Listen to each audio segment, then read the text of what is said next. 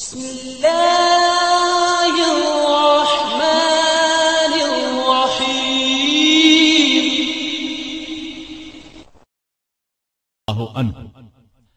انبیاء کی جماعت کے بعد اس دنیا میں سب سے افضل انسان اور پہلے خلیفہ راشد سیدنا ابو بکر صدیق رضی اللہ عنہ ہیں، جو عشرہ مبشرہ میں بھی پہلے نمبر پر ہیں۔ ان کے حالات و واقعات انتہائی دلچسپ انداز میں۔ ہمارا دعویٰ ہے کہ سیدھی شروع ہوتے ہی آپ اس میں محو ہو کر رہ جائیں گے۔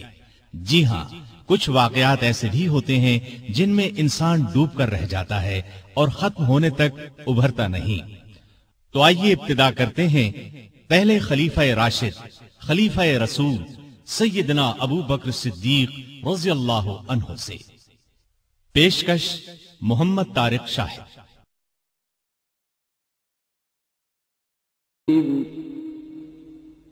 وہ لوگ جو اللہ اور اس کے رسولوں پر ایمان لائے ہیں، یہی تو وہ ہیں جو ان کے پروردگار کے نزدیک صدیق اور شہید ہیں۔ ان کے لیے اجر اور نور ہے، اور جو لوگ کفر کرتے ہیں اور ہماری آیتوں کو جھٹلاتے ہیں وہ جہنمی ہیں۔ ارشاد نبوی ہے، ابو بکر کے مال نے جتنا مجھے فائدہ دیا اتنا کسی اور کے مال نے نہیں دیا۔ جماعت اصحاب روشن ستارے ہیں۔ آسمان پر موجود ستاروں کی روشنی کم و بیش ہے۔ یہی مثال صحابہ کرام رضی اللہ عنہم کی ہے، لیکن ہیں سبھی روشن۔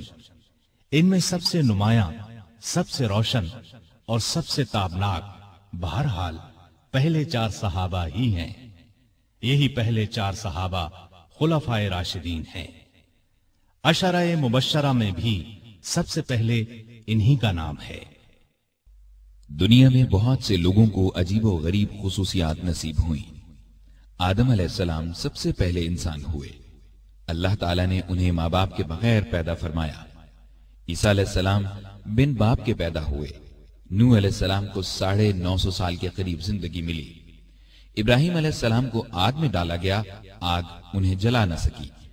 اسماعیل علیہ السلام کے گلے پر چھری چلائی گئی، گلا نہ کٹا۔ یونس علیہ السلام کو مچھلی نے زندہ نگلا، پھر مچھلی کے پیٹ سے زندہ نکل آئے۔ موسیٰ علیہ السلام سے کوہ طور پر اللہ تعالیٰ نے کلام فرمایا۔ نبی کریم صلی اللہ علیہ وسلم کی تو ہر بات ہی عرفہ و اعلیٰ ہے۔ آسمانوں کی سیر کی، ختم نبوت کا تاج آپ کو پہنایا گیا۔ آپ کی امت کو یہ امتیاز بخشا گیا کہ آخری امت قرار پائی۔ اس آخری امت میں بھی بہت سے افراد انوکھی خصوصیات والے قرار پائے۔ ان میں سب سے بلند درجہ ابو بکر صدیق رضی اللہ عنہ کا ہے۔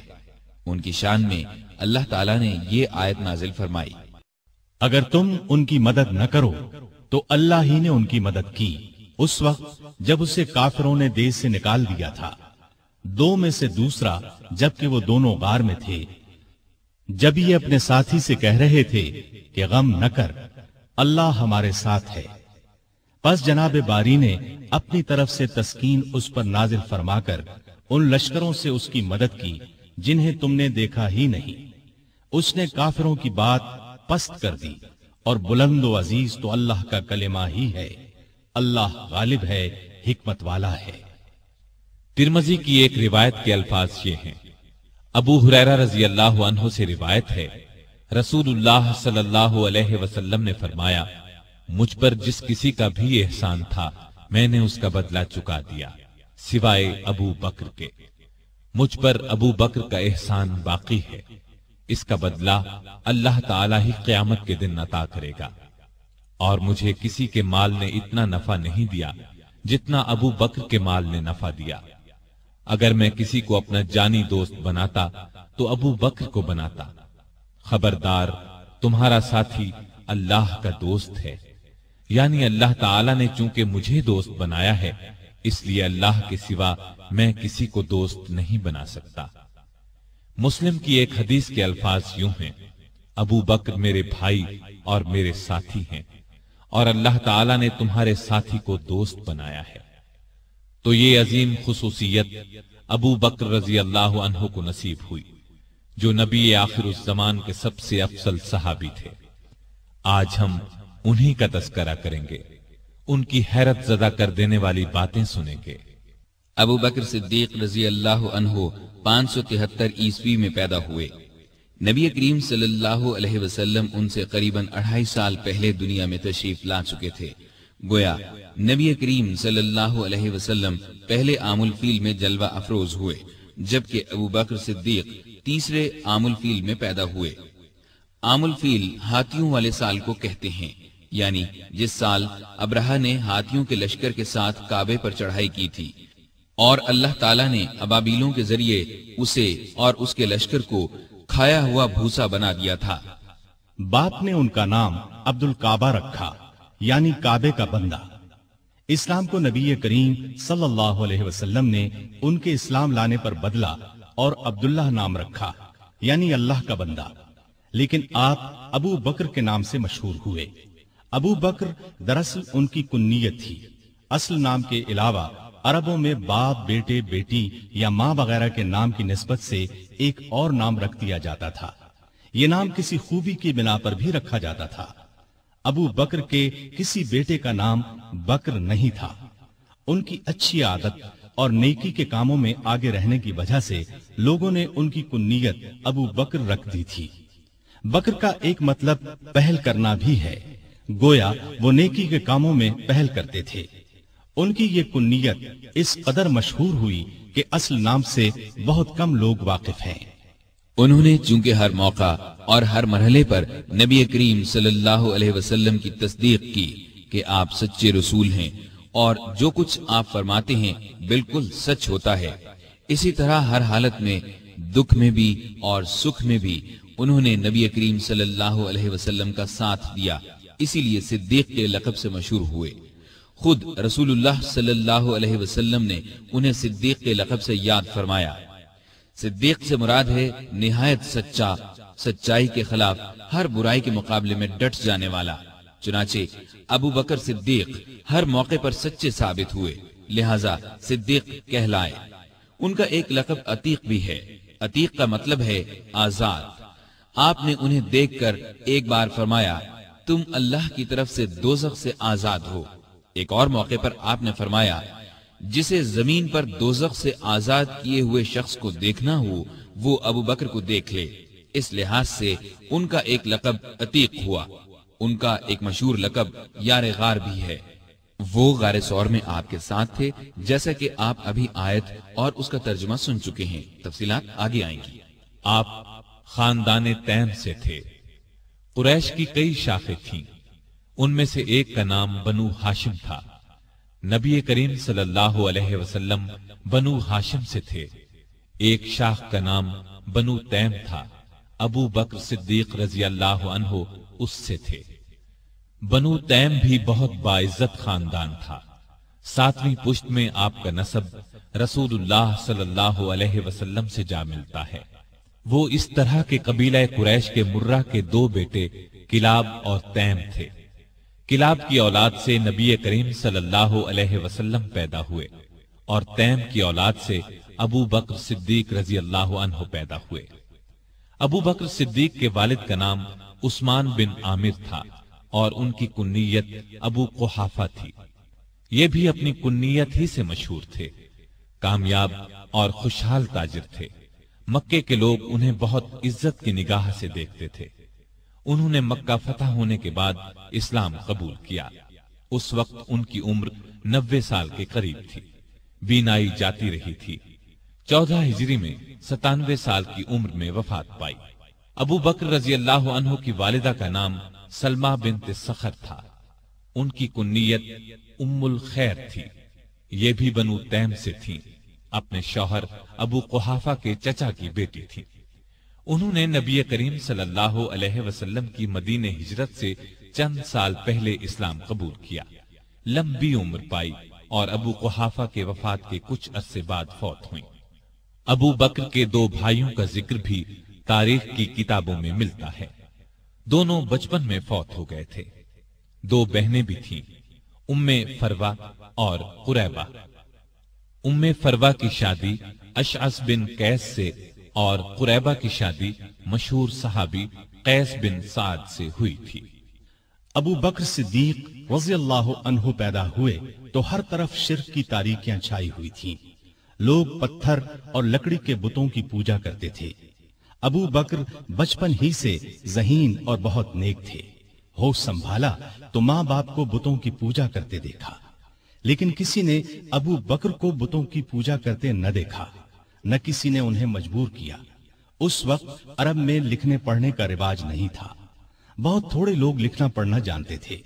ابو بکر پڑھے لکھے لوگوں میں سے تھے، شاید انہوں نے بچپن ہی میں لکھنا پڑھنا سیکھ لیا تھا، لڑنے کا طریقہ اور ہتھیاروں کا استعمال بھی سیکھا تھا، اور تجارت کرنے کے گر بھی سیکھ لیے تھے۔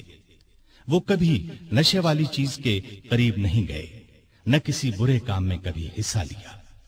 جوان ہوئے تو خوبیاں اور نکھر گئیں۔ 18 سال کی عمر میں تجارت کا پیشہ اختیار کیا۔ وہ یمن، شام اور عراق وغیرہ جاتے، وہاں سے کپڑا خرید کر لاتے اور فروخت کرتے۔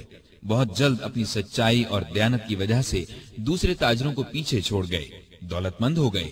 مکے کے رئیسوں میں ان کا شمار ہونے لگا۔ جتنے دولت مند تھے اتنے ہی سخی، نرم دل اور لوگوں کے ہمدرد تھے۔ بھوکوں کو کھانا کھلاتے، ننگوں کو کپڑے پہناتے، بیواؤں اور یتیموں کی مدد کرتے۔ کسی کو مصیبت میں دیکھتے تو فوراً اس کی مدد کو پہنچتے۔ عام لوگوں کے ساتھ بہت محبت اور شفقت سے پیش آتے۔ کبھی جھوٹ نہیں بولتے تھے، شراب اور بتوں سے نفرت کرتے تھے۔ اس زمانے میں جو بے شمار دوسری برائیاں پھیلی ہوئی تھیں ان سے بھی دور رہتے تھے۔ عربی زبان کے بہت اچھے عالم تھے، کبھی کبھار شعر بھی کہہ لیتے تھے۔ عرب میں یہ بات بہت خوبی کی سمجھی جاتی تھی۔ قریش کی مختلف شاخوں اور دوسرے قبیلوں کے رسم و رواج اور حسب و نسب کو جاننے والا ان سے بڑھ کر کوئی نہیں تھا۔ قتل کے مقدمات کے فیصلے وہی کرتے تھے۔ نیکی، پرہیزگاری، دیانتداری، نرم مزاجی، ملنساری اور دوسری خوبیوں کی وجہ سے مکے کے سب لوگ ان کی دل سے عزت کرتے تھے۔ کسی معاملے میں کوئی مشکل پیش آ جاتی تو مشورے کے لیے انہی کے پاس آتے تھے۔ عرب کے دوسرے قبیلے بھی ان کی عزت کرتے تھے۔ تجارت کے لیے دوسرے ملکوں کا سفر کرتے تو عرب کے اکثر قبیلوں سے واسطہ پڑتا تھا، وہ سب انہیں ایک معزز اور نیک تاجر خیال کرتے تھے۔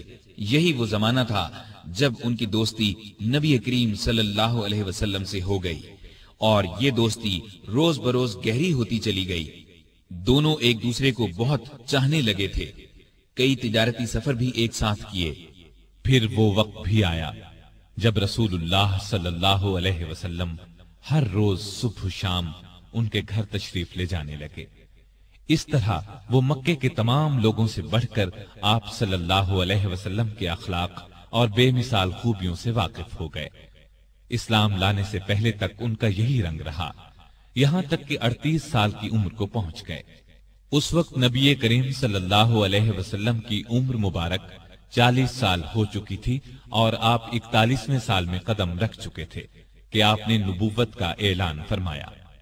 سب سے پہلے 4 نیک انسانوں نے اسلام قبول کیا۔ ان میں سے 3 تو آپ کے گھر کے تھے، یعنی خدیجہ رضی اللہ عنہا، علی رضی اللہ عنہ اور زید بن حارثہ رضی اللہ عنہ۔ علی آپ کے چچا زاد بھائی تھے، آپ ہی کے پاس رہتے تھے، اور اس وقت ان کی عمر 10 برس تھی۔ زید بن حارثہ آپ کے خادم اور منہ بولے بیٹے تھے۔ خدیجہ آپ کی بیوی تھیں۔ گھر سے باہر کے لوگوں میں سب سے پہلے ابو بکر صدیق رضی اللہ عنہ نے اسلام قبول کیا۔ گویا مردوں میں بھی سب سے پہلے یہی اسلام لائے۔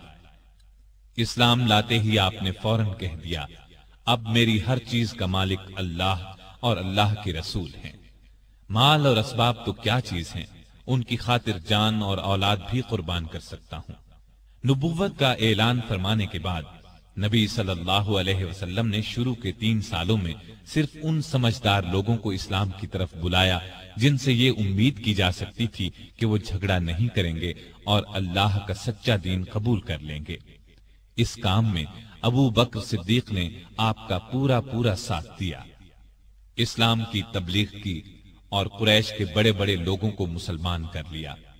ان میں عثمان غنی، طلحہ، زبیر، سعد بن ابی وقاص اور عبد الرحمن بن عوف رضی اللہ عنہم جیسے اونچے رتبے کے لوگ شامل تھے۔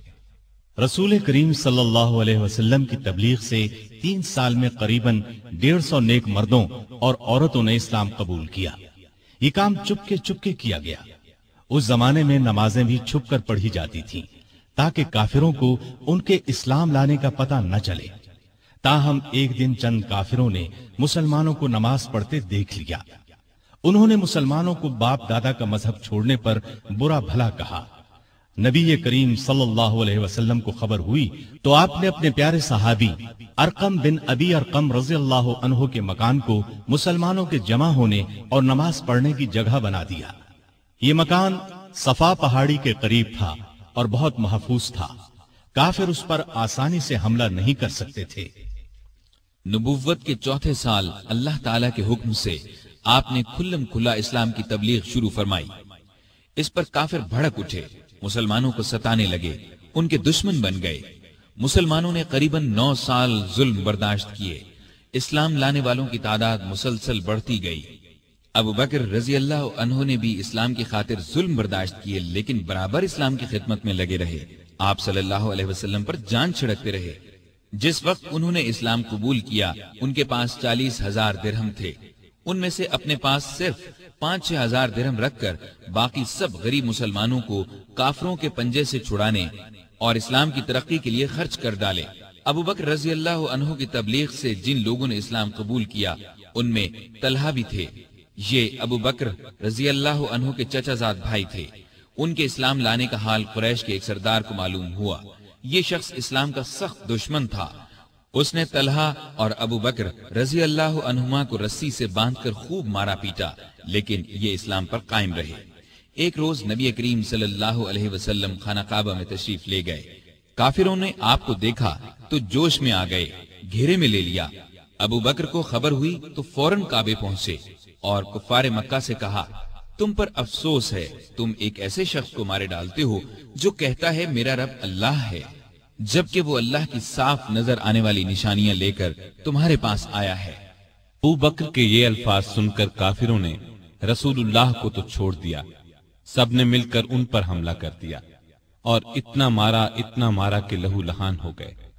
یہ مار کھاتے جاتے تھے اور کہتے جاتے تھے، اے عزت اور شان والے اللہ، تیری ذات بہت برکت والی ہے۔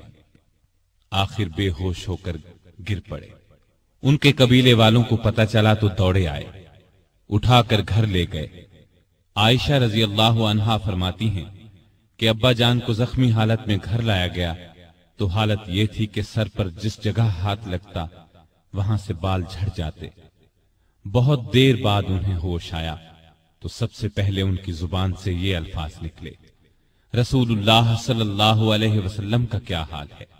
اس وقت وہاں قبیلے کے ایسے لوگ بھی موجود تھے جو اسلام نہیں لائے تھے۔ انہیں یہ الفاظ سن کر بہت غصہ آیا، کہنے لگے، تم پر افسوس ہے، اس حالت میں بھی محمد کا خیال نہیں چھوڑتے۔ جب یہ لوگ چلے گئے تو انہوں نے اپنی ماں سے پھر وہی سوال پوچھا۔ ماں نے کہا، مجھے ان کا کچھ حال معلوم نہیں۔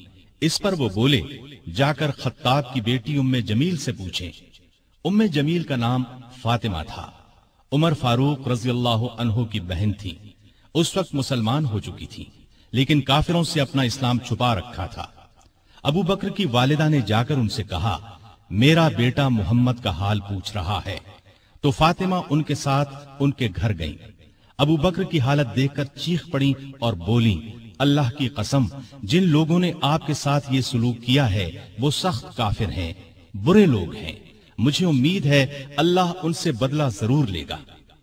ابو بکر نے کہا، رسول اللہ صلی اللہ علیہ وسلم کا کیا حال ہے؟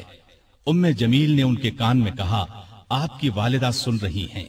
یہ انہوں نے اس لیے کہا کہ ان کی والدہ اس وقت تک ایمان نہیں لائی تھی۔ اس پر وہ بولے، تم ان کی فکر نہ کرو، ان سے کوئی خطرہ نہیں۔ تب انہوں نے بتایا، نبی کریم صلی اللہ علیہ وسلم بالکل خیریت سے ہیں اور دار ارقم میں ہیں۔ وہ سن کر بولے، اللہ کی قسم، میں اس وقت تک کچھ کھاؤں گا نہ پیوں گا جب تک رسول اللہ صلی اللہ علیہ وسلم کو دیکھ نہ لوں گا۔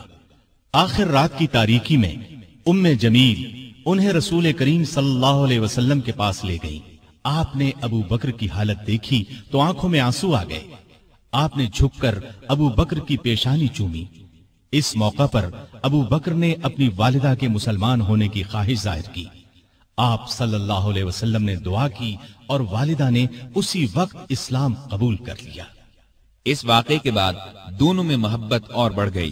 ابتدائی 3 سالوں میں کچھ اسلام لانے والے ایسے بھی تھے جو مکے کے کافروں کے غلام تھے۔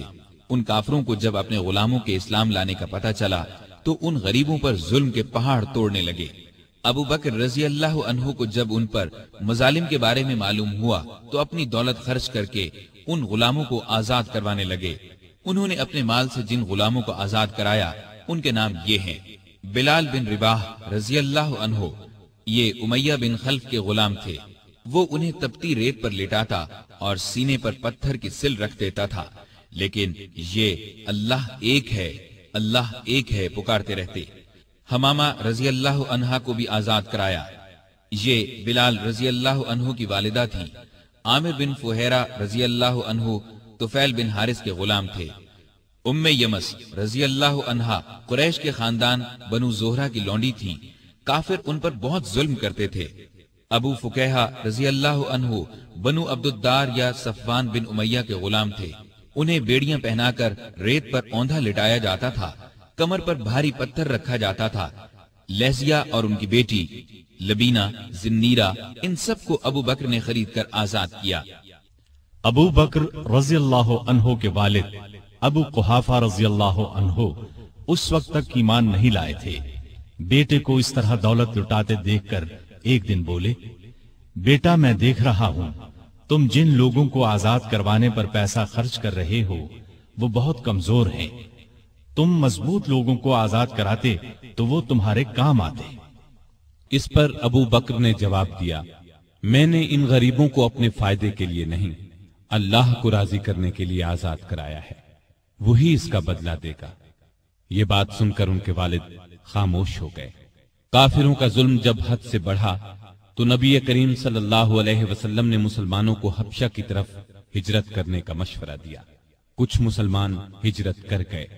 ابو بکر نے بھی اپنا وطن چھوڑا، لیکن راستے میں قبیلہ قارہ کے سردار ربیہ بن رفیع ملے۔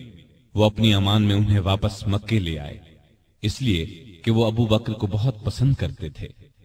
مکے میں داخل ہو کر ربیہ نے اعلان کر دیا کہ ابو بکر ان کی پناہ میں ہیں۔ قریش نے اس شرط پر ان کی پناہ منظور کر لی کہ ابو بکر اپنے گھر کے اندر جس طرح چاہیں عبادت کریں، گھر سے باہر نہ کریں، نہ اونچی آواز سے قرآن پڑھیں۔ انہوں نے یہ بات مان لی، لیکن ان کا دل بہت نرم تھا۔ جب گھر میں قرآن پڑھتے تو بے اختیار رونے لگتے۔ ان کے رونے کی آواز سن کر لوگ گھروں سے نکل آتے، راستہ چلتے لوگ رک جاتے اور قرآن سننے لگتے۔ مکے کے کافروں نے جب یہ دیکھا تو ربیہ سے شکایت کی۔ ربیہ نے ان کی شکایت ابو بکر کے آگے رکھی۔ اس پر ابو بکر نے ان کی پناہ واپس کر دی اور فرمایا: میں اپنے اللہ کی پناہ پر راضی ہوں۔ ربیہ نے جا کر کفار سے کہا کہ ابو بکر نے میری پناہ واپس کر دی ہے، اب تم جانو وہ جانے۔ بعد میں یہ ربیہ بن رفیع مسلمان ہو گئے تھے۔ ان کی کنیت ابن داغینہ تھی۔ عرب کے مسلمان بہادروں میں ان کا شمار ہوا۔ اب ابو بکر رضی اللہ عنہ پہلے کی طرح اسلام کی تبلیغ کرنے لگے۔ رسول اللہ صلی اللہ علیہ وسلم کی حمایت میں ہر وقت جان ہتھیلی پر لیے رہتے۔ کافروں نے کئی بار انہیں شدید تکالیف پہنچائیں۔ ایک دفعہ نبی کریم صلی اللہ علیہ وسلم خانہ کعبہ میں نماز پڑھ رہے تھے۔ ایک کافر عقبہ بن ابی معیط نے آپ کی گردن مبارک میں چادر ڈال کر بل دینا شروع کیے۔ وہ آپ کا گلا گھونٹنا چاہتا تھا۔ ابو بکر دوڑ کر وہاں پہنچے، عقبہ کو دھکا دے کر ہٹایا اور بولے: تم ایک ایسے شخص کی جان لینا چاہتے ہو جو یہ کہتا ہے میرا رب اللہ ہے۔ اس پر عقبہ اور دوسرے کافروں نے ابو بکر کو مار مار کر ادموا کر ڈالا۔ ایسے اور کئی موقعوں پر نبی کریم صلی اللہ علیہ وسلم کی حفاظت کے لیے سینہ تان کر کھڑے ہو گئے، خود مار کھا لی تاکہ آپ صلی اللہ علیہ وسلم کو تکلیف نہ پہنچے۔ نبوت کے 12ویں سال معراج کا واقعہ پیش آیا۔ صبح کے وقت جب رسول اللہ صلی اللہ علیہ وسلم نے ابو جہل وغیرہ کے سامنے یہ واقعہ بیان فرمایا تو وہ مذاق اڑانے لگے اور ابو بکر کے پاس گئے اور کہا کہ دیکھو تمہارے صاحب کیسی باتیں کر رہے ہیں۔ اس پر انہوں نے جواب دیا، اگر محمد صلی اللہ علیہ وسلم نے یہ باتیں کہی ہیں تو ان کے سچا ہونے میں مجھے ذرہ بھر شک نہیں، کیونکہ سچ کے سوا آپ کی زبان مبارک پر کوئی بات نہیں آتی۔ پھر خود آپ کے پاس آئے اور پوچھا، اے اللہ کے رسول صلی اللہ علیہ وسلم، کیا واقعی آپ نے ایسا فرمایا ہے؟ آپ نے فرمایا، ہاں۔ یہ سنتے ہی ابو بکر نے عرض کیا، جو کچھ آپ نے فرمایا میں اس پر ایمان لاتا اور تصدیق کرتا ہوں کہ آپ بالکل سچے ہیں۔ ابو بکر کو صدیق کا لقب اسی لیے ملا کہ انہوں نے اس موقع پر اور دوسرے موقعوں پر بھی ہمیشہ رسول اللہ صلی اللہ علیہ وسلم کی تصدیق کی اور آپ کی نبوت کی گواہی دی۔ پھر جب کافروں نے نبی کریم صلی اللہ علیہ وسلم کو قتل کرنے کا منصوبہ تیار کر لیا تو اللہ تعالیٰ نے آپ کو ہجرت کی اجازت دے دی۔ آپ ابو بکر کے پاس آئے اور انہیں بتایا، مجھے ہجرت کی اجازت مل گئی ہے۔ یہ سن کر ابو بکر نے عرض کیا، میرے ماں باپ آپ پر قربان ہوں، کیا مجھے بھی آپ کے ساتھ چلنے کی اجازت ہے؟ آپ نے فرمایا، ہاں۔ یہ سن کر ابو بکر اتنے خوش ہوئے کہ رونے لگے۔ عائشہ رضی اللہ عنہا فرماتی ہیں کہ اس روز مجھے پہلی بار معلوم ہوا کہ کوئی شخص حد سے زیادہ خوشی سے بھی رونے لگتا ہے۔ پھر ابو بکر نے عرض کیا، مجھے اندازہ تھا کہ آپ ہجرت کریں گے، اس لیے میں نے 2 اونٹنیوں کو کھلا پلا کر تیار کر رکھا ہے، ان میں سے ایک آپ لے لیں۔ آپ نے فرمایا، لیکن میں قیمت دے کر لوں گا۔ ابو بکر خاموش ہو گئے۔ رات ہوئی تو آپ علی رضی اللہ عنہ کو اپنے بستر پر لٹا کر گھر سے نکلے۔ اللہ تعالیٰ نے کفار کو اس وقت اندھا کر دیا، وہ ننگی تلواریں لیے گھر کو گھیرے کھڑے تھے کہ جو ہی آپ باہر نکلیں گے کام تمام کر دیں گے۔ آپ قرآن مجید کی آیات پڑھتے ہوئے باہر نکل آئے، سیدھے ابو بکر کے گھر پہنچے۔ وہ پہلے ہی تیار بیٹھے تھے۔ رخصت سے پہلے انہوں نے اپنے بیٹے کو ہدایت کی کہ رات کو آ کر خبریں سنانا، ہم فلاں جگہ ٹھہریں گے۔ اپنے خادم عامر بن فہیرہ کو ہدایت دی کہ وہ روزانہ کی طرح بکریاں چرائے اور رات کو ان کا دودھ ہمیں دے جایا کرے۔ پھر ابو بکر گھر میں موجود تمام نقدی ساتھ لے کر نکل پڑے۔ راستے میں ابو بکر کبھی آپ کے آگے ہو جاتے اور کبھی پیچھے۔ آپ صلی اللہ علیہ وسلم نے وجہ پوچھی تو عرض کیا، جب مجھے خطرہ ہوتا ہے کہ آگے سے کوئی دشمن نہ آ جائے تو آپ کے آگے چلنے لگتا ہوں، پیچھے سے کوئی خطرہ محسوس کرتا ہوں تو پیچھے ہو جاتا ہوں۔ اس طرح دونوں غار ثور میں پہنچے۔ یہ مکے کے جنوب مشرق میں قریباً 5 کلومیٹر پر ہے۔ راستے میں زمین پتھریلی ہونے کی وجہ سے دونوں کے پاؤں زخمی ہو گئے۔ ابو بکر رضی اللہ عنہ آپ کی تکلیف برداشت نہ کر سکے۔ آپ صلی اللہ علیہ وسلم کو بمشکل اپنے ساتھ لے کر غار ثور جو بہت بلندی پر تھا پہنچے۔ پہلے ابو بکر اندر داخل ہوئے، غار کو صاف کیا، غار میں جو سوراخ نظر آئے ان کو اپنی چادر پھاڑ کر بند کیا۔ غار میں 2 سوراخ باقی بچ رہے جن کے لیے چادر نہیں بچی تھی۔ ابو بکر رضی اللہ عنہ نے ان دونوں پر اپنے پاؤں رکھ دیے، پھر رسول اللہ صلی اللہ علیہ وسلم سے عرض کی کہ اندر تشریف لائیں۔ آپ صلی اللہ علیہ وسلم اندر تشریف لے گئے اور ابو بکر کی آغوش میں سر رکھ کر سو گئے۔ ادھر ابو بکر رضی اللہ عنہ کے پاؤں میں کسی چیز نے ڈس لیا۔ ابو بکر نے بڑے صبر سے تکلیف برداشت کی لیکن ہلے نہیں کہ کہیں آپ کی آنکھ نہ کھل جائے۔ لیکن جب تکلیف حد سے بڑھی تو ان کے آنسو رسول اللہ صلی اللہ علیہ وسلم کے چہرے پر ٹپک گئے۔ آپ کی آنکھ کھل گئی۔ آپ نے فرمایا، ابو بکر تمہیں کیا ہوا؟ عرض کی، میرے ماں باپ آپ پر قربان، مجھے کسی چیز نے ڈس لیا ہے۔ رسول اللہ صلی اللہ علیہ وسلم نے اس پر اپنا لعاب دہن لگا دیا۔ زہر کا اثر فوراً دور ہو گیا اور تکلیف جاتی رہی۔ یہاں دونوں حضرات نے 3 راتیں چھپ کر گزاری۔ تلاش کرنے والے اس دوران میں غار ثور تک پہنچ گئے۔ ابو بکر کی نظر ان پر پڑی تو گھبرائے اور کہا، اے اللہ کے نبی، اگر ان میں سے کوئی شخص محض اپنی نگاہ نیچی کر دے تو ہمیں دیکھ لے گا۔ نبی کریم صلی اللہ علیہ وسلم نے فرمایا، ابو بکر، ایسے دو آدمیوں کے بارے میں تمہارا کیا خیال ہے جن کا تیسرا اللہ ہے؟ اس وقت اللہ نے کافروں کی آنکھوں پر پردہ ڈال دیا، وہ غار کے اندر نہ دیکھ سکے۔ آپ نے 3 راتیں اور 3 دن غار میں قیام فرمایا۔ عامر بن فہیرہ دودھ پہنچاتے رہے، آپ کی بیٹی اسما رات کو کھانا پہنچاتی رہی، اور عبداللہ رضی اللہ عنہ دن بھر کی خبریں بھی سناتے رہے۔ گویا ابو بکر کا گھرانہ خدمت میں لگا رہا۔ تیسری رات غار سے روانہ ہوئے، عامر ساتھ چلے۔ عبداللہ عریقت نامی ایک شخص کو اجرت پر راستہ دکھانے کے لیے ساتھ لے لیا۔ اس طرح یہ آگے چلے۔ ادھر مکے کے کافر آپ کی تلاش میں نکلے، کیونکہ گھر میں انہیں علی رضی اللہ عنہ ملے تھے۔ پہلے وہ ابو بکر رضی اللہ عنہ کے گھر پہنچے، وہ وہاں نہ ملے تو کافروں نے اعلان کیا، جو شخص محمد یا ابو بکر کو پکڑ کر لائے گا اسے ہر ایک کے بدلے 100 اونٹ انعام میں دیے جائیں گے۔ قبیلہ بنو مدلج کا سردار سراقہ یہ اعلان سن کر ہتھیار لگا کر آپ کی تلاش میں گھوڑے پر روانہ ہوا۔ یہ بڑے ڈیل ڈول کا اور بہادر شخص تھا۔ تلاش کرتے کرتے ان حضرات کے نزدیک پہنچ گیا، لیکن گھوڑے نے ٹھوکر کھائی، زمین پر گرا، دوبارہ سیدھا ہوا، پھر گرا۔ ادھر ابو بکر مڑ مڑ کر اس کی طرف دیکھ رہے تھے۔ بولے، اے اللہ کے رسول، ہمارا پیچھا کرنے والا بہت قریب آ گیا ہے۔ اس پر نبی کریم صلی اللہ علیہ وسلم نے فرمایا، لا تحزن ان اللہ معنا، غم نہ کر، اللہ ہمارے ساتھ ہے۔ اس کے ساتھ ہی سراقہ کا گھوڑا زمین میں دھنس گیا۔ یہ دیکھ کر وہ پکارا، مجھے معاف کر دیجئے، میں آپ کو کوئی تکلیف نہیں پہنچاؤں گا۔ آپ نے دعا کی، گھوڑا نکل آیا۔ سراقہ نزدیک آیا، کافروں کے اعلان کے بارے میں بتایا۔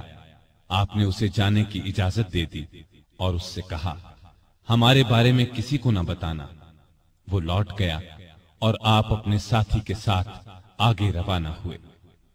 ادھر یثرب یعنی مدینہ کے لوگوں کو اطلاع مل چکی تھی، وہ آپ کا بے چینی سے انتظار کر رہے تھے۔ آپ 8 دن تک سفر کے بعد قباء کے قریب پہنچے۔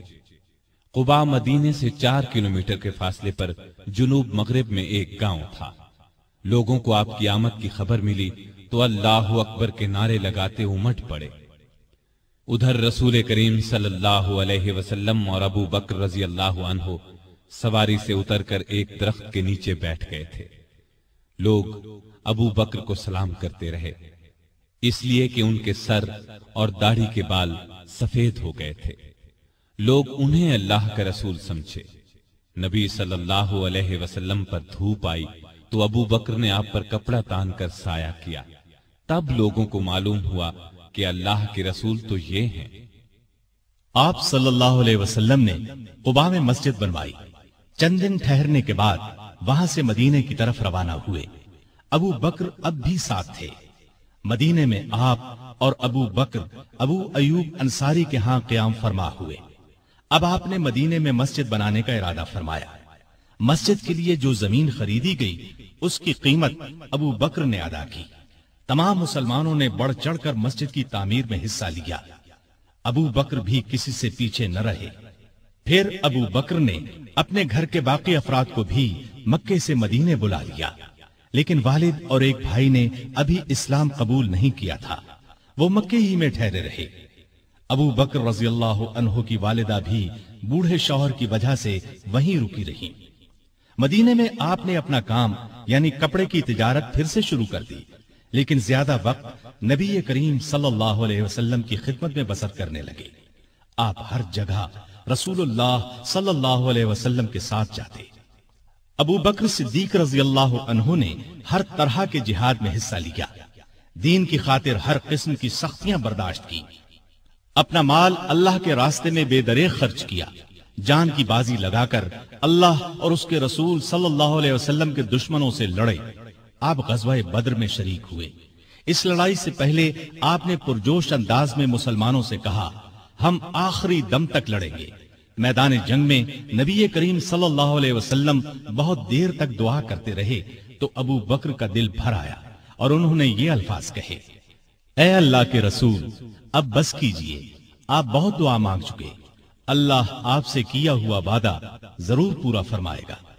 لڑائی کے دوران جو کافر آپ صلی اللہ علیہ وسلم کی طرف بڑھتا، ابو بکر فوراً اس پر حملہ آور ہوتے۔ ابو بکر کے بیٹے عبد الرحمن ابھی مسلمان نہیں ہوئے تھے، کافروں کے لشکر میں موجود تھے۔ کچھ عرصے بعد وہ اسلام لے آئے۔ اس وقت انہوں نے بتایا، ابا جان، بدر کی لڑائی میں آپ میری تلوار کے زد میں آئے تھے، لیکن میں نے وار نہیں کیا تھا۔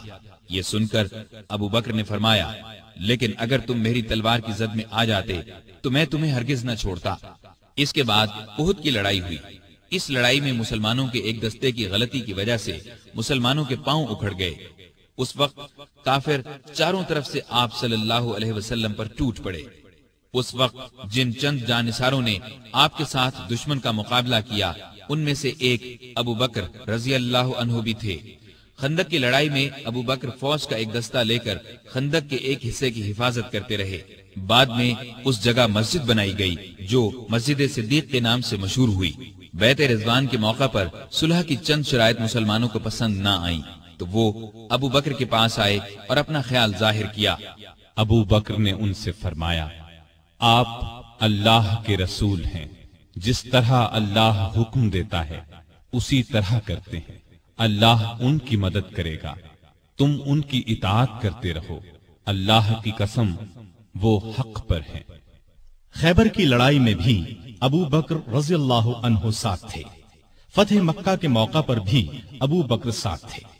قریش میں اب مقابلے کی تاب نہیں تھی۔ آپ صلی اللہ علیہ وسلم نے انہیں معاف کر دیا۔ ابو بکر اپنے والد ابو قحافہ کو آپ کی خدمت میں لائے۔ وہ بہت بوڑھے ہو چکے تھے، بینائی بھی زائل ہو چکی تھی۔ ابو بکر نے خواہش ظاہر کی کہ وہ مسلمان ہو جائیں۔ آپ صلی اللہ علیہ وسلم نے ان کے سینے پر ہاتھ پھیرا اور فرمایا، اسلام لے آئیے۔ انہوں نے اسی وقت کلمہ پڑھ لیا۔ غزوہ حنین کے موقع پر جب قبیلہ حوازن نے زبردست تیر اندازی کی تو مسلمانوں کی صفیں ٹوٹ گئیں۔ اس وقت جو صحابہ ثابت قدم رہے ان میں ابو بکر بھی تھے۔ غزوہ طائف میں ابو بکر کے بیٹے عبداللہ کو ایک تیر لگا، وہ زخمی ہو گئے۔ چند دن میں زخم ٹھیک ہو گیا لیکن پھر خراب ہو گیا اور وہ اسی زخم کی وجہ سے فوت ہوئے۔ تبوک کی لڑائی کے موقع پر لشکر کے لیے ہتھیاروں اور سواریوں کی بہت ضرورت تھی۔ آپ نے مسلمانوں سے فرمایا، دل کھول کر مال اور سامان دیں۔ اس پر غریب امیر ہر مسلمان نے مال، سامان، اونٹ، گھوڑے، غلہ، کھجوریں وغیرہ آپ کی خدمت میں ڈھیر کر دی۔ ابو بکر اپنے گھر کا تمام سامان اور ہر چیز لے آئے۔ نبی کریم صلی اللہ علیہ وسلم نے پوچھا، ابو بکر بال بچوں کے لیے کیا چھوڑا؟ انہوں نے عرض کیا، ان کے لیے اللہ اور اللہ کا رسول کافی ہیں۔ لڑائی میں آپ صلی اللہ علیہ وسلم نے ساری فوج کا انتظام ابو بکر رضی اللہ عنہ کے سپرد کیا۔ فوج کا بڑا جھنڈا بھی انہی کو دیا۔ تبوک مدینے سے 686 کلومیٹر دور ہے۔ مسلمان تکلیفیں اٹھاتے وہاں پہنچے۔ تبوک سے واپسی کے بعد حج کے دن قریب آئے تو آپ صلی اللہ علیہ وسلم نے ابو بکر کو امیر حج مقرر فرمایا۔ انہوں نے لوگوں کو حج کرایا۔ ہجرت کے 10ویں سال رسول کریم صلی اللہ علیہ وسلم خود حج کے لیے مکہ تشریف لے گئے۔ ابو بکر رضی اللہ عنہ اور ہزارہا مسلمان آپ کے ساتھ تھے۔ آپ کا سامان ابو بکر کی اونٹنی پر لادا گیا۔ 11 ہجری میں آپ نے ایک لشکر شام بھیجنے کے لیے تیار کیا۔ اس لشکر کا سردار آپ نے اپنے ایک پیارے نوجوان اسامہ بن زید رضی اللہ عنہ کو مقرر فرمایا۔ اس لشکر کو بھیجنے کا مقصد یہ تھا کہ روم کے بادشاہ سے موتا کی لڑائی کا بدلہ لیا جائے۔ موتا کی لڑائی 8 ہجری میں ہوئی تھی اور اس میں رومی عیسائیوں کے ہاتھوں نبی کریم صلی اللہ علیہ وسلم کے 12 پیارے صحابہ شہید ہو گئے تھے۔ ان میں اسامہ رضی اللہ عنہ کے والد زید بھی تھے۔ اس لشکر میں ابو بکر رضی اللہ عنہ بھی شریک تھے۔ انہوں نے اس بات کی پرواہ تک نہیں کی کہ ان کا سپاہ سالار 18-19 سال کی عمر کا ایک نوجوان ہے۔ دراصل وہ اللہ کے سپاہی تھے اور جو بات اللہ کے رسول صلی اللہ علیہ وسلم کو پسند تھی وہی انہیں بھی پسند تھی۔ حج سے واپسی پر نبی صلی اللہ علیہ وسلم نے مسلمانوں کو یہ خطبہ دیا، اللہ نے اپنے ایک بندے کو اختیار دیا کہ چاہے تو دنیا کی نعمتوں کو قبول کر لے اور چاہے تو اللہ کے پاس جا کر ان نعمتوں کو قبول کرے جو وہاں ملنے والی ہیں۔ تو اس بندے نے اللہ کے پاس جا کر ملنے والی نعمتوں کو قبول کیا ہے۔ یہ خطاب سن کر ابو بکر رضی اللہ عنہ رونے لگے۔ وہ سمجھ گئے کہ یہ آپ صلی اللہ علیہ وسلم نے اپنے بارے میں فرمایا ہے۔ ہجرت کے 11ویں سال رسول کریم صلی اللہ علیہ وسلم کے مرض میں اضافہ ہو گیا تو آپ نے ابو بکر کو نماز پڑھانے کا حکم فرمایا۔ ابو بکر نمازیں پڑھانے لگے۔ اس دوران میں ایک صبح آپ کو افاقہ محسوس ہوا تو آپ سہارا لے کر مسجد میں تشریف لے آئے۔ ابو بکر نے پیچھے ہٹنا چاہا تو آپ نے اشارے سے فرمایا اپنی جگہ پر رہو۔ پھر آپ نے ان کے ساتھ بیٹھ کر نماز ادا کی۔ ہجرت کے 11ویں سال 12 ربیع الاول بروز پیر آپ صلی اللہ علیہ وسلم نے رحلت فرمائی۔ وہ دن ابو بکر کی زندگی کا سب سے بڑے صدمے کا دن تھا۔ انہوں نے نبی کریم صلی اللہ علیہ وسلم کی پیشانی کو بوسہ دیا اور فرمایا میرے ماں باپ آپ پر قربان، اللہ آپ پر 2 موتیں جمع نہیں کرے گا۔ جو موت اللہ نے آپ کے لیے لکھ دی وہ آ چکی، اب آپ پر کبھی موت نہیں آئے گی۔ اس وقت صحابہ کی حالت بہت نازک تھی۔ سیدنا عمر فاروق رضی اللہ عنہ ننگی تلوار لیے اعلان کرتے نظر آئے، جو شخص یہ کہے گا کہ رسول اللہ صلی اللہ علیہ وسلم نے وفات پائی میں اسے جان سے مار ڈالوں گا۔ ابو بکر نے ان کی یہ تقریر سنی تو فرمایا اے عمر سنبھلو اور چپ ہو جاؤ۔ پھر آپ نے لوگوں کے سامنے تقریر کی، لوگوں جو شخص محمد صلی اللہ علیہ وسلم کو پوچھتا تھا وہ جان لے کہ محمد صلی اللہ علیہ وسلم وفات پا گئے ہیں، اور جو اللہ کو پوچھتا تھا وہ سمجھ لے کہ اللہ زندہ ہے، وہ کبھی نہیں مرے گا۔ ان الفاظ کے بعد آپ نے قرآن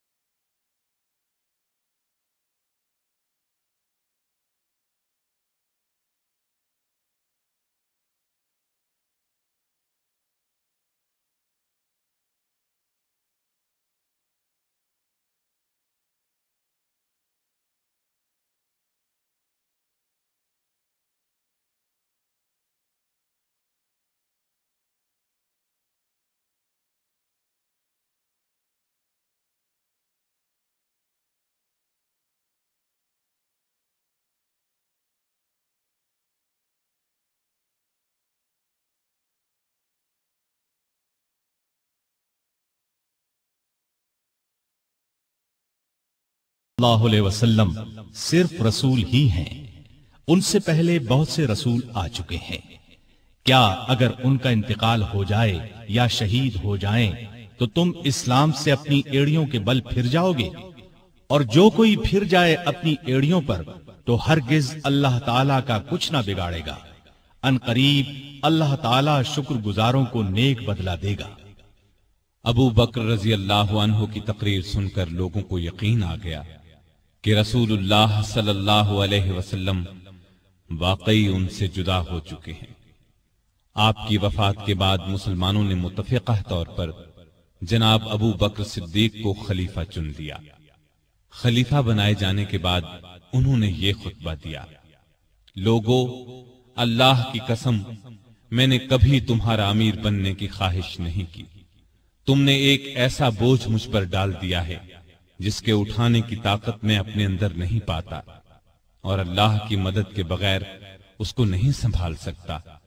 میں تم سے بہتر نہیں، اگر سیدھے راستے پر چلوں تو میری مدد کرنا، اور اگر غلطی کروں تو مجھے درست کر دینا۔ یاد رکھو سچائی امانت ہے اور جھوٹ خیانت۔ تم میں سے جو کمزور ہے وہ میرے نزدیک طاقتور ہے، یہاں تک کہ اس کا حق دلوا دوں، اور تم میں سے جو طاقتور ہے وہ میرے نزدیک کمزور ہے، یہاں تک کہ اس سے دوسروں کا حق وصول کر لوں۔ جو قوم اللہ کی راہ میں جہاد چھوڑ دیتی ہے وہ ذلیل کر دی جاتی ہے، اور جس قوم میں بے حیائی پھیل جاتی ہے اس پر اللہ کا عذاب نازل ہوتا ہے۔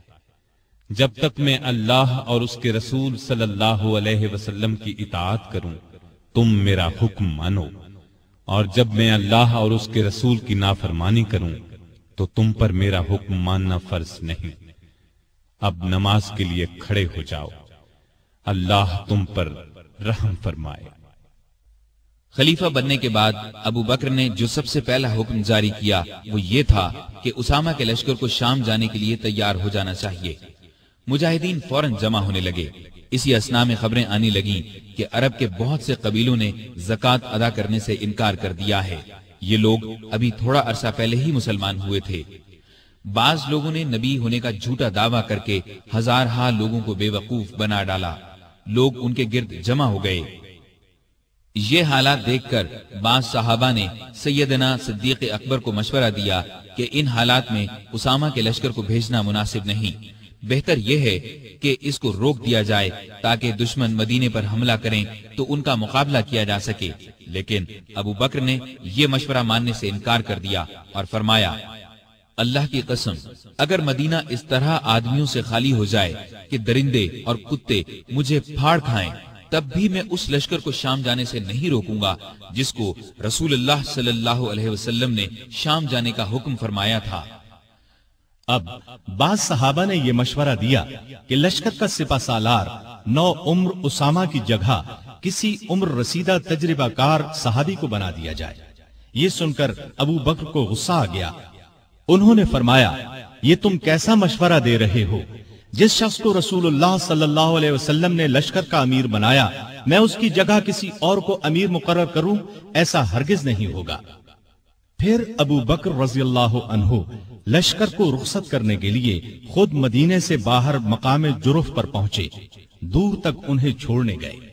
اسامہ گھوڑے پر سوار تھے اور ابو بکر ان کے ساتھ پیدل چل رہے تھے۔ اسامہ نے عرض کیا، اے رسول اللہ کے خلیفہ، یا تو آپ بھی گھوڑے پر سوار ہو جائیں یا مجھے گھوڑے سے اتر کر پیدل چلنے دیں۔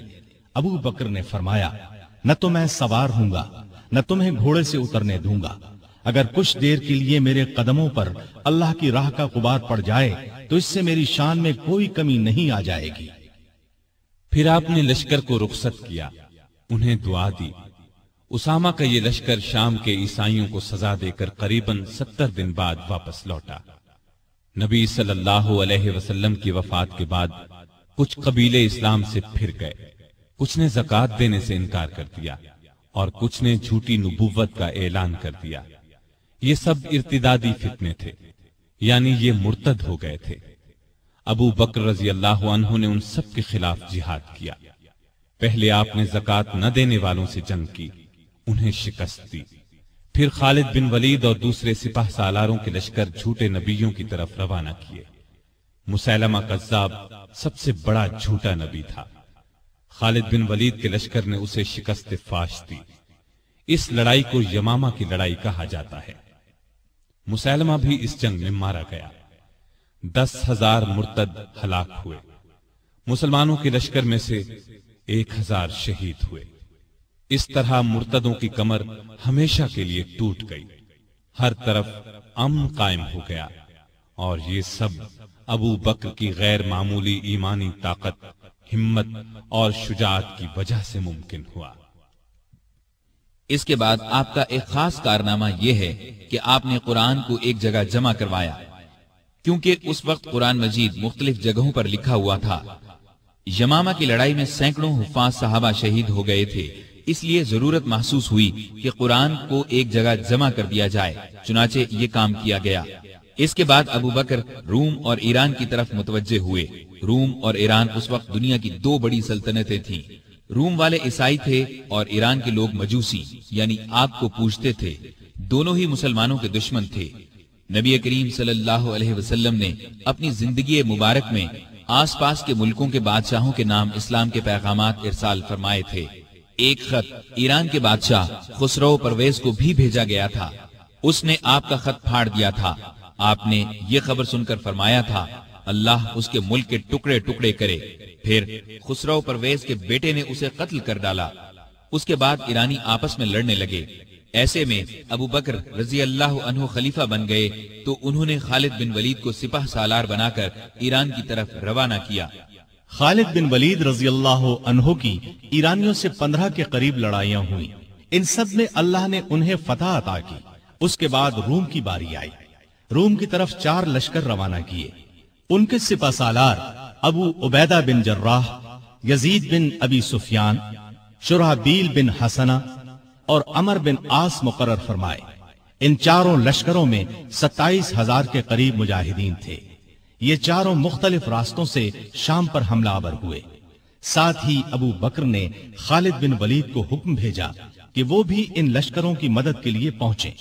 خالد بن ولید شام کے اسلامی لشکر سے آ ملے اور کمان اپنے ہاتھ میں لے لی۔ ادھر رومیوں کا بڑا لشکر اجنادین کے مقام پر جمع ہوا۔ خالد بن ولید نے ان کا رخ کیا اور انہیں بہت بڑی شکست دی۔ اجنادین سے شکست کھا کر رومی یرموک میں جمع ہوئے۔ یہاں بھی زبردست جنگ ہوئی۔ یہ لڑائیاں ابھی جاری تھیں کہ سیدنا ابو بکر رضی اللہ عنہ بیمار ہو گئے۔ پہلے انہیں تیز بخار ہوا، سخت کمزوری کی وجہ سے مسجد میں نہ آ سکے۔ سیدنا عمر رضی اللہ عنہ کو نمازیں پڑھانے کا حکم دیا۔ جب حالت اور بگڑی تو وصیت فرمائی، میرے بعد خلیفہ عمر ہوں گے۔ یہ وصیت سن کر بعض صحابہ نے عرض کی، عمر کے مزاج میں سختی ہے، تو ابو بکر نے فرمایا، جب خلافت کا بوجھ سر پر پڑے گا تو یہ سختی جاتی رہے گی۔ وہ امت کے بہترین آدمی ہیں۔ بیماری کے دنوں میں ایک دن پوچھا، خلیفہ بننے سے اب تک بیت المال سے مجھے کتنا وظیفہ ملا ہے؟ حساب کیا گیا تو 8,000 کے قریب درہم بنے۔ آپ نے فرمایا، میری فلاں زمین بیچ کر یہ رقم بیت المال میں جمع کی جائے۔ پھر آپ نے فرمایا، جب سے میں خلیفہ ہوا ہوں میری جائیداد کتنی بڑھی ہے؟ لوگوں نے کہا کہ ایک حبشی غلام ہے جو بچوں کو کھلاتا ہے، مسلمانوں کی تلواروں کو صاف کرتا ہے اور چمکاتا ہے، ایک اونٹنی ہے جس پر پانی لاتا ہے، اور ایک معمولی سی پرانی چادر ہے۔ یہ سن کر فرمایا، میرے مرنے کے بعد یہ سب چیزیں نئے خلیفہ عمر کے پاس پہنچا دی جائیں۔ ایک وصیت یہ کی کہ میری قبر رسول اللہ صلی اللہ علیہ وسلم کی قبر کے پاس بنائی جائے۔ اپنے کفن کے بارے میں فرمایا، جو کپڑے میرے بدن پر ہیں انہی میں کفن دیا جائے۔ اس پر عائشہ رضی اللہ عنہا نے فرمایا، ہم آپ کے لیے نیا کفن کیوں نہ خریدیں؟ جواب میں فرمایا، مردوں سے زیادہ نئے کپڑوں کی ضرورت زندوں کو ہے۔ یہ بھی فرمایا، نبی صلی اللہ علیہ وسلم کی وفات پیر کو ہوئی تھی، آج پیر ہے، مجھے امید ہے کہ میری موت بھی آج ہی ہوگی۔ چنانچہ 22 جمادی الاخر ہجرت کے 13ویں سال پیر کے دن ابو بکر رضی اللہ عنہ اس دنیا سے رحلت کر گئے۔ کفن دفن ان کی وصیت کے مطابق ہوا۔ وفات کے وقت عمر 63 سال تھی۔ خلافت کی مدت 2 سال 3 ماہ 11 دن ہے۔ خلیفہ بننے سے پہلے کپڑے کی تجارت کرتے تھے۔ جس روز خلیفہ بنائے گئے اس سے اگلے روز کپڑے کے تھان کندھے پر رکھ کر بازار کی طرف نکلے۔ عمر نے دیکھا تو عرض کی، اگر آپ تجارت کرتے رہے تو مسلمانوں کے کام کون سر انجام دے گا؟ اس طرح مسلمانوں کے مشورے سے آپ کا وظیفہ مقرر ہوا۔ یہ اتنا تھا جتنا ایک عام آدمی کا خرچ ہوتا ہے۔ وفات کے وقت یہ بھی اپنی زمین فروخت کر کے بیت المال میں جمع کرانے کی وصیت کر دی۔ اس وصیت کے مطابق جب یہ رقم بیت المال میں جمع کرانے کے لیے سیدنا عمر فاروق کی خدمت میں لائی گئی تو عمر رو پڑے۔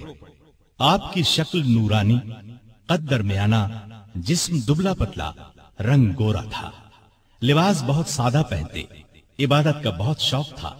دن کو روزہ رکھتے، رات کو قیام کرتے، تلاوت کے وقت اتنا روتے کہ داڑھی تر ہو جاتی۔ قرآن اور حدیث کے بہت بڑے عالم تھے۔ آپ سے مروی 42 احادیث ہیں۔ لکھنا پڑھنا بھی جانتے تھے۔ مختلف اوقات میں 5 شادیاں کی۔ 3 بیٹے اور 3 بیٹیاں تھیں۔ ان کے نام یہ ہیں: عبداللہ، عبد الرحمن، محمد، اسما، عائشہ اور ام کلثوم رضی اللہ عنہم۔ گھر والوں سے بہت محبت کرتے تھے، لیکن سب سے زیادہ نبی کریم صلی اللہ علیہ وسلم سے محبت کرتے تھے۔ اس محبت کا الفاظ میں بیان ناممکن ہے۔ ہر وقت اپنی جان نبی کریم صلی اللہ علیہ وسلم پر قربان کرنے کے لیے تیار رہتے تھے۔ آپ صلی اللہ علیہ وسلم بھی ہر وقت انہیں اپنے ساتھ رکھتے، کوئی بات ان سے چھپا کر نہیں رکھتے تھے۔ آپ صلی اللہ علیہ وسلم کی خدمت میں صحابہ جڑ کر بیٹھتے تھے، لیکن ابو بکر کے لیے جگہ چھوڑ دی جاتی تھی۔ جب وہ اپنی جگہ پر آ کر بیٹھتے تو آپ ان کی طرف رخ کر لیتے تھے۔ آپ صلی اللہ علیہ وسلم فرمایا کرتے تھے، ابو بکر تمام لوگوں میں مجھے سب سے زیادہ پیارے ہیں۔ آپ صلی اللہ علیہ وسلم نے کئی بار انہیں جنت کی بشارت دی۔ ایک مرتبہ فرمایا، ابو بکر حوض کوثر پر میرے ساتھ ہوں گے۔ ایک مرتبہ نبی کریم صلی اللہ علیہ وسلم نے 10 صحابہ کے نام لے کر فرمایا کہ یہ جنتی ہیں۔ ان میں پہلا نام ابو بکر صدیق کا لیا۔ ابو بکر صدیق غریبوں اور محتاجوں کی بہت مدد کرتے تھے۔ اللہ کے راستے میں خرچ کرنے میں سب کو پیچھے چھوڑ دیتے تھے۔ اللہ کا خوف اس قدر تھا کہ حساب کے دن کا خیال آنے پر کانپ جاتے تھے۔ فرمایا کرتے تھے، کاش میں ایک تنکا ہوتا، کسی کو کوئی بات کہہ دیتے تو فوراً اس سے معافی مانگ لیتے۔ لوگوں کو سلام کرنے میں پہل کرتے تھے۔ پرہیزگاری تو حد درجے کی تھی۔ ایک دن آپ کا غلام کھانے کی کوئی چیز لایا، آپ نے اس میں سے کچھ کھا لیا، لیکن کھانے کے بعد غلام نے آپ سے پوچھا، آپ کو معلوم ہے کہ آپ نے جو کھایا ہے وہ کیا ہے؟ آپ نے فرمایا، بتلاؤ یہ کہاں سے آیا ہے؟ اس نے بتایا کہ زمانہ جاہلیت میں ایک شخص نے مجھ سے کچھ منتر پڑھوایا تھا، یہ اس کی اجرت ہے۔ یہ سن کر ابو بکر نے اپنا ہاتھ منہ میں ڈالا اور جو کچھ پیٹ میں گیا تھا قے کے ذریعے سب کچھ باہر نکال دیا۔ مزاج میں بہت عاجزی تھی۔ خلیفہ بننے سے پہلے محلے والوں کی بکریوں کا دودھ دو دیتے تھے۔ خلیفہ بننے کے بعد بھی یہ معمول نہ چھوڑا۔ لوگوں کو بہت اچھی اچھی نصیحتیں کرتے رہتے تھے۔ فرماتے ہیں، مصیبت کی جڑ انسان کی گفتگو ہے۔ عقل مند کی پہچان یہ ہے کہ وہ زیادہ باتیں نہیں کرتے۔ سچائی امانت اور جھوٹ بددیانتی ہے۔ کسی مسلمان کو حقیر نہ جانو۔ جس قوم میں بری باتیں عام ہو جائیں تو اللہ اس کو مصیبت میں ڈال دیتا ہے۔ ہر اچھے کام کے ثواب کا ایک اندازہ ہے، لیکن صبر کا ثواب بے اندازہ ہے۔ گناہ سے توبہ کرنا ضروری ہے، لیکن گناہ سے بچنا اس سے بھی زیادہ ضروری ہے۔ اس دن پر رو جو تیری عمر سے گزر گیا اور تو نے اس میں کوئی نیکی نہیں کی۔ اللہ تعالیٰ اس وقت تک نفلی عبادت قبول نہیں کرتا جب تک کہ تم فرض ادا نہ کرو۔ جو قوم جہاد کو چھوڑ دیتی ہے اللہ اس کو ذلیل کر دیتا ہے۔ مظلوم کی بد دعا سے بچو کیونکہ اللہ اس کو فوراً سن لیتا ہے۔ علم بغیر عمل کے بیکار ہے۔ بروں کے پاس بیٹھنے سے اکیلے بیٹھ رہنا بہت اچھا ہے۔ دوائیں کھا کھا کر صحت مند نہیں بنا جا سکتا۔ جس پر نصیحت اثر نہ کرے اس کا دل ایمان سے خالی ہے۔ مسکین اور محتاج کو عاجزی اور ادب سے خیرات دو، اس لیے کہ خوشی سے خیرات دینا اس کے قبول ہونے کی نشانی ہے۔ اللہ سے شرم کرو۔ ہر کام کرتے وقت یاد رکھو اللہ تمہیں دیکھ رہا ہے۔ بڑائی پرہیزگاری میں ہے اور عزت عاجزی میں۔ آپس میں بھائی بھائی بن کر رہو جیسا کہ تمہیں اللہ نے حکم دیا ہے۔ ایک دوسرے سے تعلق مت توڑو، کسی سے حسد نہ کرو اور نہ کسی کے خلاف دل میں کینہ رکھو۔ سامعین محترم، ابھی آپ دارالسلام اسٹوڈیو سے خلفائے راشدین کا پہلا حصہ خلیفہ راشد سیدنا ابو بکر صدیق رضی اللہ عنہ سماعت فرما رہے تھے۔ دوسرے حصے میں آپ خلیفہ راشد عمر فاروق رضی اللہ عنہ کے بارے میں حالات و واقعات سنیں گے۔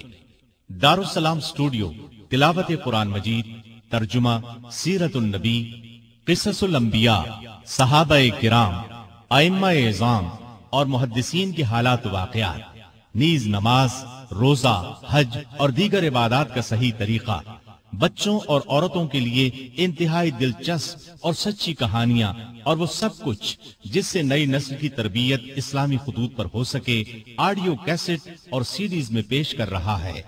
دارالسلام اسٹوڈیو دارالسلام پبلشرز اینڈ ڈسٹریبیوٹرز کا ایک حصہ ہے، جو اسلامی کتب کی اشاعت کا بین الاقوامی ادارہ ہے، جس کا ہیڈ آفس سعودی عرب کے دارالحکومت ریاض میں واقع ہے، جس کے مینیجنگ ڈائریکٹر جناب عبد المالک مجاہد ہیں۔ دارالسلام کا دنیا کے 27 ملکوں میں نیٹ ورک ہے۔ پاکستان میں اس کا ایڈریس نوٹ کر لیں: دارالسلام اسٹوڈیو، 50 لوور مال، نزد MAO کالج، لاہور۔ فون 724-0024 723-2400 اور 712-0054، فیکس 735-4072۔ یہ پیشکش تھی محمد طارق شاہد کی۔ اللہ حافظ۔